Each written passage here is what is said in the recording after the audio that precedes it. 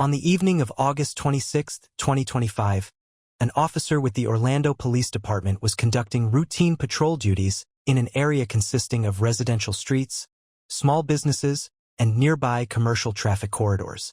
Hi, how's it going? I was just taking my son from McDonald's real quick. Alright, so the reason you're driving with your bright lights on? Because I just came all the way from Miami. So you drive with bright lights on in Miami? No, it was just... The neighborhood was moderately active at the time, with intermittent vehicle traffic, pedestrians moving between nearby storefronts, and several vehicles parked along the roadway. Street lighting provided limited visibility, making proper headlight use especially important for safe nighttime driving. At approximately 9 p.m., the officer observed a vehicle traveling with its high-beam headlights activated while facing oncoming traffic. The vehicle was moving at a normal rate of speed and otherwise appeared to be operating lawfully. According to the officer, the brightness of the headlights immediately drew his attention.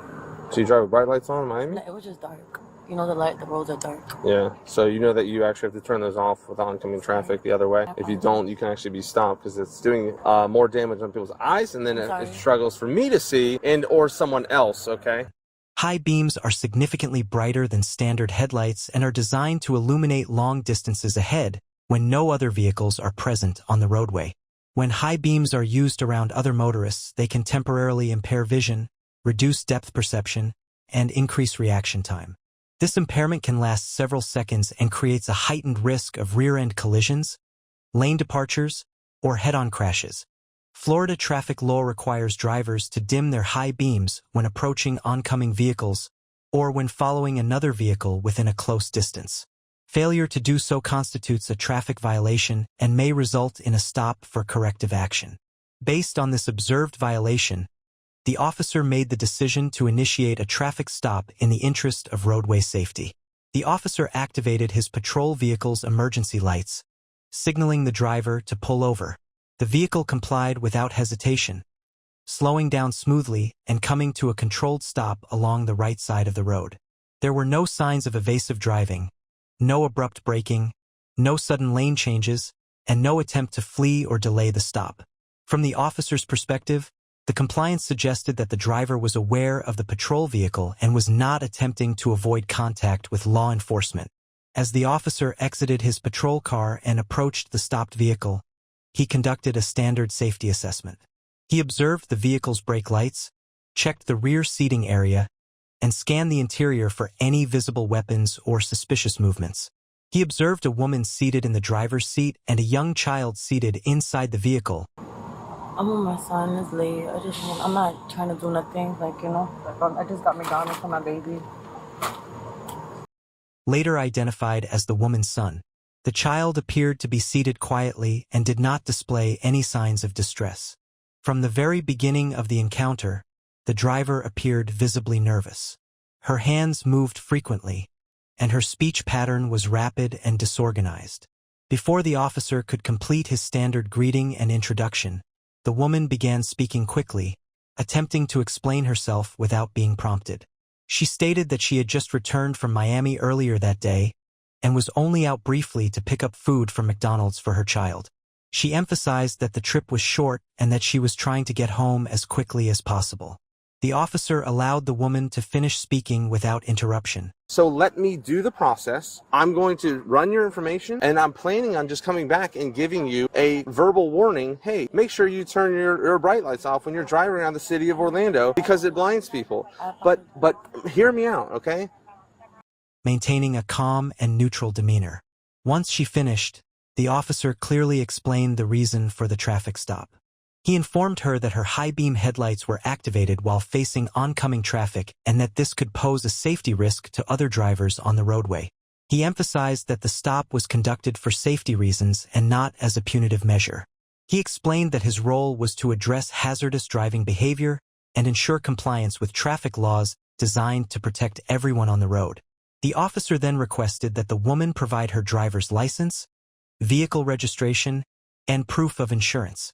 The woman responded by stating that she did not have her physical driver's license with her. She explained that she had left it at her cousin's house earlier that evening. During this explanation, she referred to the license as the thingy, prompting the officer to ask her to clarify what she meant. The woman confirmed that she was referring to her driver's license. She stated that she believed she would not need it because she was only driving a short distance and her cousin lived nearby. Do you have any information? Yeah. This is all I have for it right now. Okay. Well, that works for now. That'll get us started.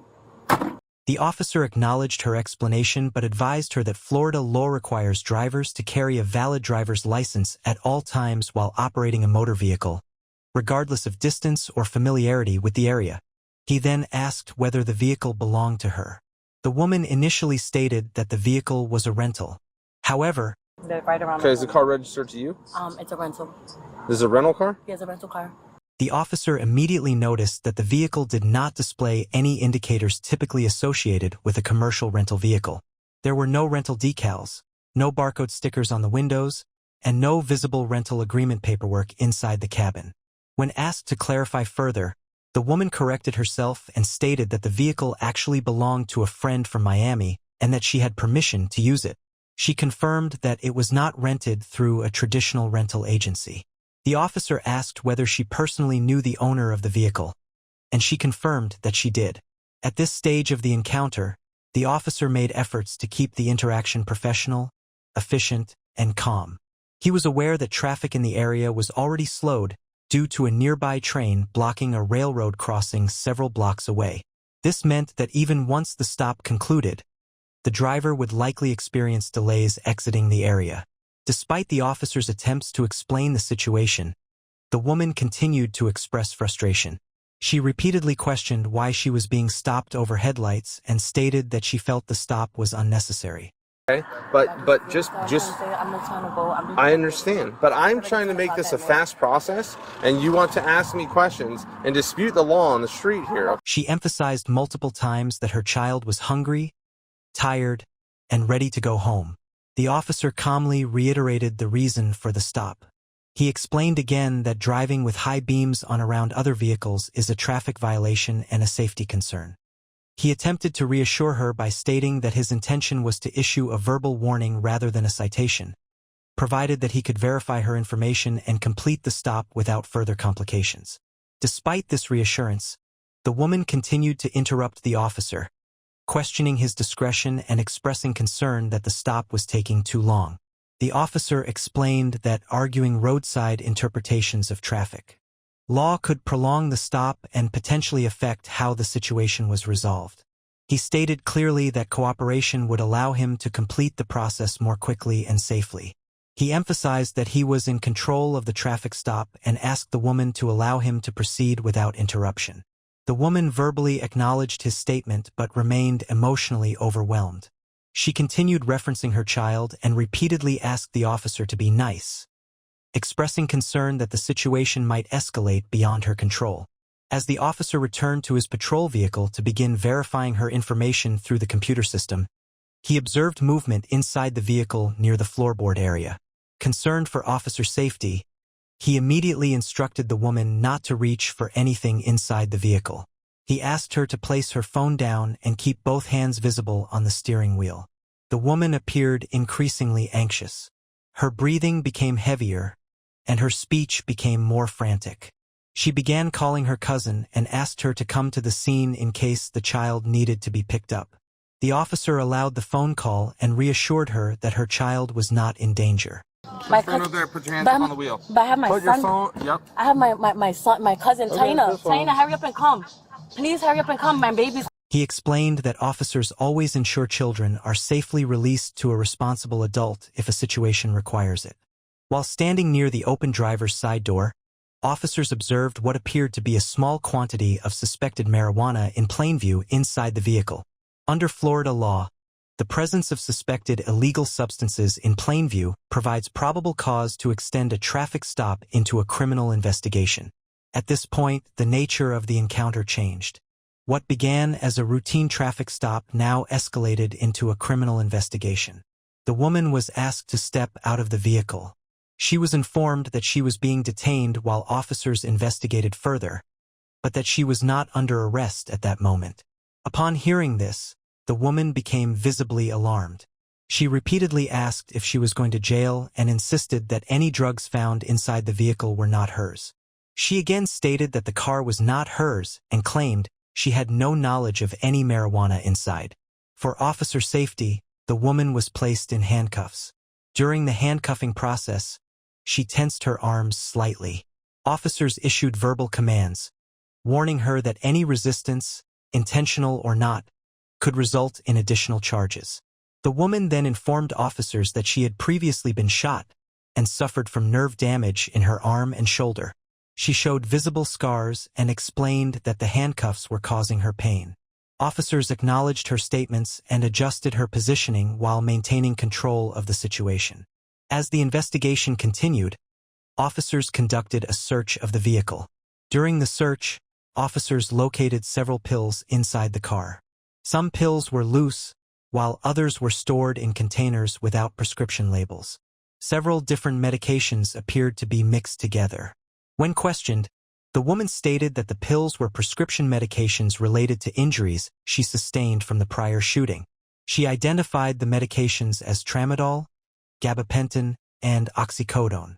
These medications are classified as controlled substances under Florida law and require valid prescriptions. Officers asked the woman to provide proof that the medications were legally prescribed to her. She stated that she had photographs of her prescriptions on her phone and offered to contact her pharmacy to verify them. Despite repeated attempts, she was unable to immediately provide documentation confirming that the medications were prescribed to her. She explained that she normally kept the medications in their original bottles at home and only carried small quantities while traveling for pain management purposes.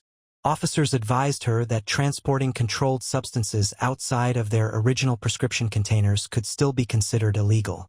They further explained that failure to provide proof of prescription at the time of contact could result in criminal charges. Throughout the encounter, the woman remained visibly emotional. She repeatedly referenced her child, expressed fear of being arrested, and stated that she had never been in trouble with the law before. She described traveling frequently between Miami, New York, and Florida for medical treatment related to her injuries, including pain management appointments and physical therapy sessions. She stated that the medications were necessary for her daily functioning and quality of life. Officers continued their investigation and conducted a more thorough search of the vehicle. During this search, officers discovered additional suspected cannabis inside the child's backpack. The woman immediately denied any knowledge of the drugs being inside her son's belongings. She stated that she would never intentionally place drugs in her child's backpack and insisted that someone else must have placed them there without her knowledge. Officers explained that under Florida law, the presence of illegal substances inside a child's belongings could constitute contributing to the delinquency of a minor, regardless of intent. Based on the totality of the circumstances, including operating a motor vehicle without a valid driver's license, possession of controlled substances without proof of prescription, and the discovery of suspected cannabis inside a child's backpack, officers determined that there was probable cause for arrest. The woman was informed that she would be transported to the Orange County Jail. She was advised that her child would be released to a family member and that the vehicle would be turned over to her cousin once ownership and authorization were confirmed. The woman continued to protest, stating that she was innocent and could not believe a traffic stop over headlights had escalated to this outcome. Despite her protests, officers proceeded with the arrest in a controlled, professional, and methodical manner. She was transported to the Orange County Jail without further incident. According to booking records, the woman was charged with operating a motor vehicle without a valid driver's license, possession of a controlled substance without a prescription, possession of cannabis, and contributing to the delinquency of a minor. As with all criminal cases, the woman is presumed innocent until proven guilty in a court of law.